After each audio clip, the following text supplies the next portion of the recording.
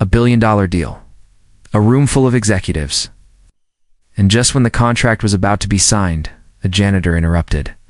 What she said next changed everything. The sun had barely risen, but the headquarters of one of the world's most powerful tech companies was already alive with energy. Sleek black cars lined the curb outside the glass-paneled skyscraper, depositing men and women in tailored suits and sharp heels. Inside, the marble floors gleamed. Assistants rushed back and forth with coffee trays and folders. Laughter echoed from the top floor, where the company's inner circle had gathered for what they called the deal of the century. In the boardroom, high above the city skyline, tension pulsed beneath the surface. A $5 billion international partnership was about to be finalized. Months of negotiations, private flights, and backdoor meetings had led to this moment. Executives lined the polished oak table, flanked by lawyers, investors, and media consultants. All eyes were on the CEO, a commanding figure in a navy blue suit who stood at the head of the table. Arms crossed, smiling with the kind of confidence only billions could buy. Today wasn't just a business milestone. This was legacy defining. This deal would catapult the company into new global markets and crush every competitor in their path. Just outside the boardroom's clear glass walls, a woman moved quietly. Her uniform was simple navy work pants, a tucked-in gray shirt, and black sneakers worn thin from years of labor. She pushed a cleaning cart softly along the hallway, wiping fingerprints off the glass with rhythmic swipes. Her badge identified her only as janitorial services. Her name didn't matter to anyone there. They never asked. She kept her head down, but her ears were tuned like radar. She'd worked this building for 5 years, often during these early morning meetings. She'd learned to read people, read screens, even read lips when necessary. Today something was different. The tone was more excited. The room was louder than usual, confident, almost arrogant. Then her eyes caught something, a document projected onto the screen inside. She paused just a moment longer than she should have, pretending to focus on a smudge. The contract was lengthy, filled with dense legal terms and digital ink. Out. But then something leaped out at her clause to see her eyes narrowed. She tilted her head, reading it twice. Then a third time. What she saw made her chest tighten. She blinked, just to make sure. But the wording was clear. In 6 months' time, intellectual property rights, software licenses, and proprietary research would shift almost entirely to the partner company. 80% ownership. No opt-out. Hidden beneath layers of legal jargon, the company was walking into a trap. Her hand froze on the glass. For a moment, she didn't breathe. She knew she had no business being part of this meeting. No one in that room would ever expect someone like her to understand anything on that screen, let alone question it. But what they didn't know was that she hadn't always been a janitor. Years ago, she'd sat in rooms not unlike this one, reviewing multi-million-dollar contracts as a compliance officer. But life had a way of turning titles into memories. A husband's illness, medical debt, a missed mortgage. In the end, cleaning offices became survival. She stepped back from the window, glanced around, then took a deep breath. Quietly, she pushed open the boardroom door, just enough to peek her head in. "Excuse me," she said softly. Every conversation stopped. 20 heads turned toward her. Silence fell like a dropped curtain. She hesitated. "I think there's something wrong with the document?" An assistant nearest to the door frowned. "Ma'am, this is a private meeting. You shouldn't be in here." "I know," she said, "but I saw something." A younger executive chuckled and leaned over to his colleague. "Seriously? The janitor's giving legal advice now?" Another one rolled his eyes. "Can someone call security, please?" Face flushed with heat, but she stood her ground. "I wouldn't interrupt if it wasn't serious. Please, just look at clause 4 to see." The CEO, who had been about to sign, paused. Pen in hand, he turned to the legal counsel seated to his right. "Is there a clause 4 to see?" he asked, almost amused. The lawyer frowned, scrolling back through his tablet. "Yes, hold on." The seconds ticked by in uncomfortable silence. Eyes darted between her and the screen. She could feel their judgment, their disbelief, their irritation pressing down like weight. Finally, the lawyer stopped scrolling. His brow furrowed. "What is it?" the CEO asked, more serious now. The lawyer leaned forward, rereading the text carefully. His expression darkened. It says, 6 months after signing, ownership of the licensed code base and all future IP derived from it transfers to the partner company, ... permanently. The room erupted. Wait, what? That wasn't in the last version? How did that get in there? The CEO's voice cut through the chaos. Everyone quiet. He turned. Toward her, still standing awkwardly at the door, clutching the edge of her cleaning cart. How did you see that? She hesitated, then spoke clearly. I used to review contracts. That clause stood out. It didn't look right. You're saying our legal team missed it? She didn't answer. She didn't need to. The lawyer cleared his throat clearly. Shaken, it appears the partner's legal team inserted new language after the final round. It was buried camouflaged under formatting changes. You missed it. The CEO stared at her for a long moment. Then, slowly, he placed the pen down. Well, he said, good thing someone was paying attention. She gave a small nod, then turned to leave, expecting to be dismissed like always. But this time, no one laughed. The room was seconds away from locking in history. The CEO, tall and composed, held a fine black pen over the contract pages with a quiet sense of triumph. Cameras clicked softly from the corners. A few board members leaned forward with anticipation, while a champagne cart waited discreetly behind frosted glass. The mood was celebratory. Powerful, this was what winning looked like. But just as the pen tip touched paper, the door creaked open, slowly, awkwardly. Heads turned. Don't sign that, came a voice, calm, low. Female, it wasn't a lawyer. Not a secretary, not a partner, it was the janitor. Time fractured in an instant. No one moved at first. The confidence in the air evaporated, replaced with sharp confusion. Security, stunned for half a breath, began to approach. One stepping forward with his earpiece tilted, ready to remove the intrusion. The CEO didn't sign, not yet. His hand remained still over the contract. He looked up, eyes narrowed not. In anger, but surprise. The boldness. The audacity. She didn't shout, didn't panic. She just stood there, half inside the boardroom, holding a cleaning rag in one hand and her breath in the other. From the back of the room, a laugh broke the silence. You've got to be kidding me, said a young executive, half chuckling. Who let her in here? More murmurs. Some incredulous, others annoyed. She's not even supposed to be on this floor during meetings. This is insane. Get her out. She's the janitor, for God's sake. The woman didn't flinch. Her eyes moved from one executive to the next, then landed on the CEO. I'm sorry to interrupt, she said carefully, but there's something in the contract you need to see.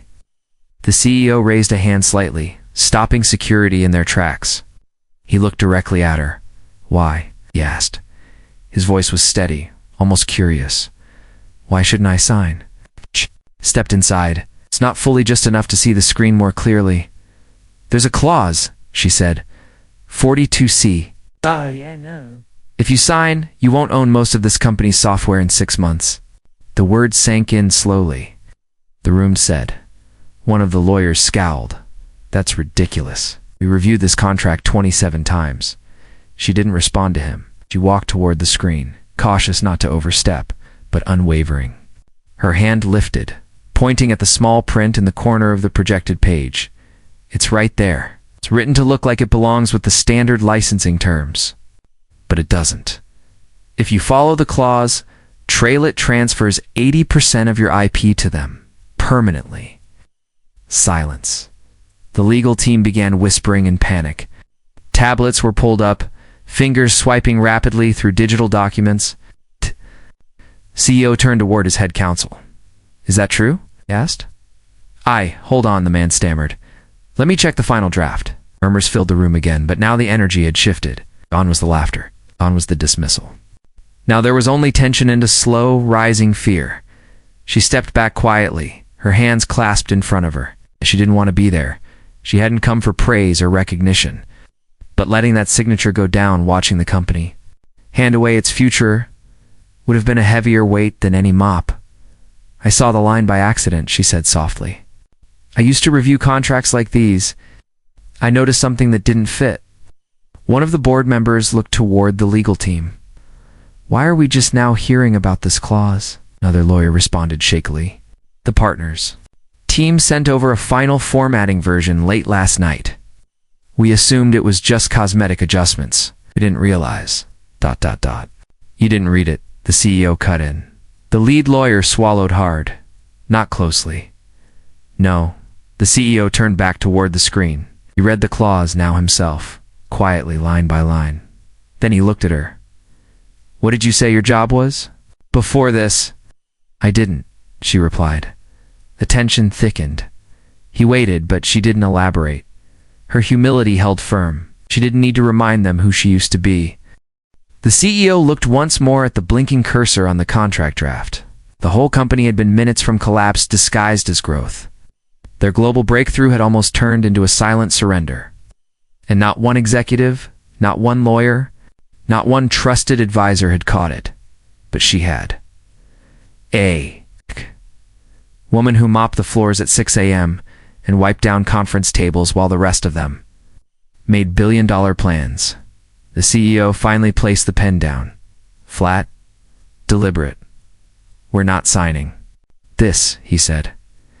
The entire room was stunned. Even the partner company's virtual reps on the screen froze in discomfort. Tell them the deal is off. Permanently, he added. The legal team immediately moved to shut the file and close communications.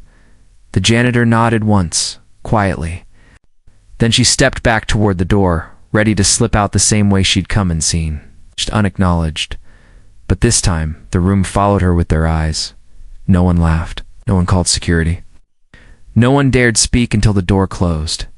Gently behind her, the CEO stood motionless for a few seconds longer after the janitor left the room. The contract still resting untouched on the polished table. Around him, the room was in quiet chaos. Screens were closing. Phones were ringing. Lawyers were sweating. The champagne cart was rolled out, silently and awkwardly, like it had never been there. On the conference call screen, the foreign partners' executives shifted visibly in their chairs. One of them, a silver-haired man in a pinstripe suit, cleared his throat and forced a smile. There must have been a misunderstanding, he said. Clause for DC was part of a legacy formatting issue. We didn't intend. No, the CEO interrupted. His voice was sharp, measured. Final, you intended it. You just didn't intend for anyone to read it. The video call disconnected inside the room. Pressure snapped like a rubber band. Board members swiveled toward the legal team, voices rising.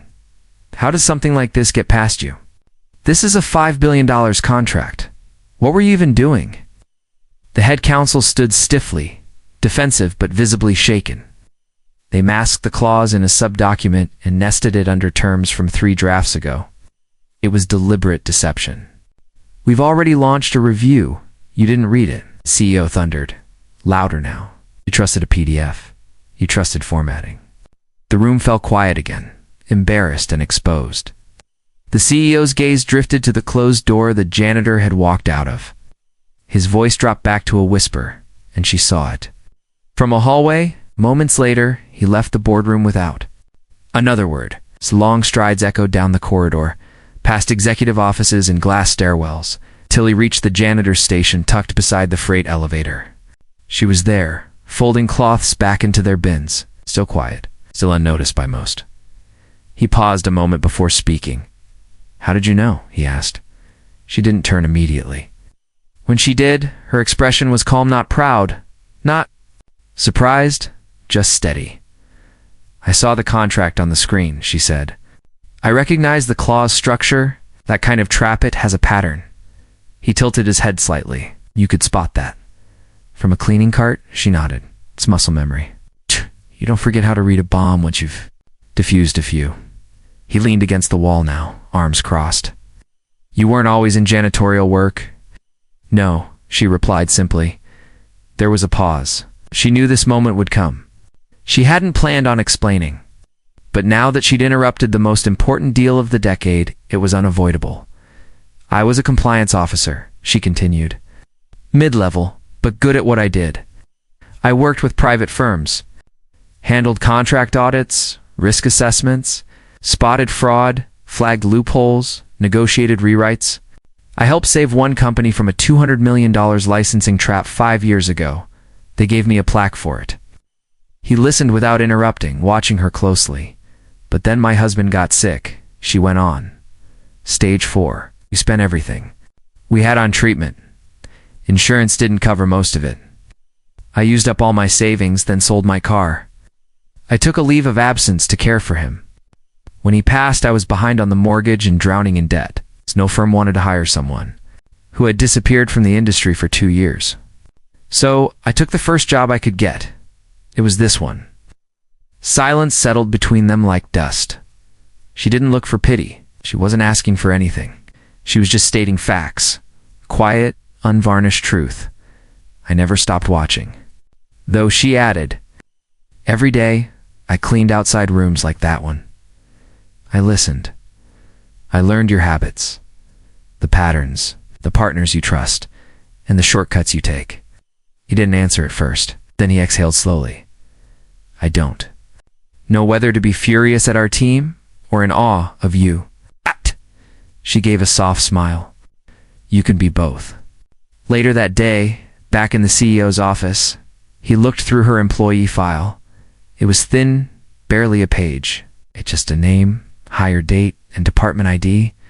Nothing about her past, nothing about her skills, nothing about her sacrifices. He shook his head and picked up his phone. In his mind, he kept going back to something she had said about spotting bombs. That's what it was, really. The clause wasn't just a legal trick. It was a slow-burning bomb waiting to hollow out the company from the inside. And everyone who should have seen it had walked right by. He imagined what would have happened if she hadn't spoken up. 6 months down the line, too late to undo, too late to renegotiate. The company would have become a shell of itself. Its core technology, owned by an overseas entity, with no loyalty, no accountability, they would have been destroyed, quietly, legally, and no one would have ever known what hit them. But she knew, because she'd been there before. Flashbacks played out in his mind as he reviewed archived company footage clips from years prior when she wore heels instead of sneakers. When she led conference calls instead of emptying trash cans. In one clip, she was explaining clause discrepancies to an entire legal team. In another, she caught a duplication in a vendor contract that would have cost her firm millions. Her body language was sharp, confident. Her eyes were focused. She was the kind of person companies used to rely on until life decided. She wasn't useful anymore. Her fall hadn't been due to incompetence. It wasn't laziness or failure. It was love. It was sacrifice. And yet, even stripped of her title, her desk and her authority, she'd stayed vigilant. She'd kept her instincts sharp, because part of her still cared about what companies like his were becoming. Part of her couldn't look away. He realized then that the greatest mistake wasn't in the clause or in the lawyer's oversight. It was in the system that made people like her invisible. It was in how they'd let someone so valuable fade into the margins. All because she no longer looked the part. He stood by the window. The city sprawled beneath him, and for the first time all day he smiled, not because of the billions they'd nearly lost, but because someone had cared enough to stop them. She hadn't done it for money or recognition. She'd done it because it was right. The board reconvened 2 days later in the same glass-paneled conference room, but the energy had shifted completely. The failed deal still lingered in conversation, but not as a loss. Instead, it had become a warning, a story they would never forget. The janitor who stopped the signing was now seated in the corner, no longer wearing her uniform but a modest black blouse and slacks. She didn't ask to be there. She hadn't assumed she would be. But when the CEO called her personally and asked her to return to that room, she came, quiet, observant, still not sure what to expect. The CEO entered last, holding a manila folder. He set it on the table and glanced around at the senior leaders, most of whom still looked shaken. Without a word, he slid the folder to her. Inside, a single-page offer letter. A salaried position in the compliance division. Title: Risk An integrity advisor, full benefits. A corner office 2 floors below the executive wing. No interviews, no onboarding test. Just one line above the signature field. We need people like you watching our backs. Some of the board members exchanged skeptical glances. One leaned forward, his tone polite but patronizing. With all due respect, sir, she's just a janitor. This is highly irregular. We have entire departments trained for this kind of work. The CEO didn't blink. He looked up from the table, eyes fixed on the man. She just saved us $5 billion. What did you do today? The room fell silent. The board member leaned back. No one else spoke. She looked down at the letter, blinking once, then twice. Her hands trembled slightly, not out of fear, but the sheer weight of the moment. It wasn't about the salary. It wasn't even about the office. It was about something she hadn't felt in years. Being seen. Being believed. She signed. By the end of the week, a company-wide memo went out. The subject line read, "Quiet wisdom, loud impact." In it, the CEO recounted the story, not with names or sensationalism, but with humility. He admitted they had nearly walked into a catastrophic mistake, and that the only reason they didn't was because someone no one had noticed happened to be paying attention. The final paragraph hit harder than any press release. We will never again ignore a voice simply because it doesn't wear a suit. Within days, policy changes rippled through every department. The suggestion box system was replaced by a company-wide open forum. Anonymous input from employees' janitorial security. Reception was reviewed monthly by a rotating panel of mid- and senior-level staff. Compliance reviews would now include external eyes, not just internal counsel. And from now on, all final. Contracts would require not just legal approval, but a second read-through by an independent advisory panel of which she was now a founding member. In the weeks that followed, the story spread across industry circles, first as a rumor, then as a headline. Not about the deal that fell apart, but the woman who saw what no one else did. News outlets tried to track her down for interviews. She declined most of them. The company offered her a PR team. She turned that down too. She didn't want to become a symbol. She wanted to work. For the first time in years, she was allowed to do just that in her terms. Then came the shareholders meeting. It was the biggest event of the quarter. Hundreds of investors, media coverage, press kits, and executive speeches. No one expected her to be invited, let alone featured. The CEO had other plans. He stood on stage, in front of a screen that showed the company's recent recovery metrics and a small note at the bottom, "Our integrity is our greatest asset," and then he stepped aside. She walked onto the stage slowly, carefully, her hands folded in front of her. No teleprompter, no practiced speech, just her voice, calm and honest. "I wasn't supposed to be in that room," she said. "No one invited me. No one asked for my opinion. For years I told myself that was okay. Being invisible was part of the job. But when I saw that clause, I couldn't stay silent. I didn't speak up because I wanted to be important. I spoke up because I cared." The room was still. I thought, maybe one person doing the right thing could still make a difference. When she finished, there was no dramatic music, no spotlight, just a long pause and then a slow, rising wave of applause. Some stood, a few wiped their eyes.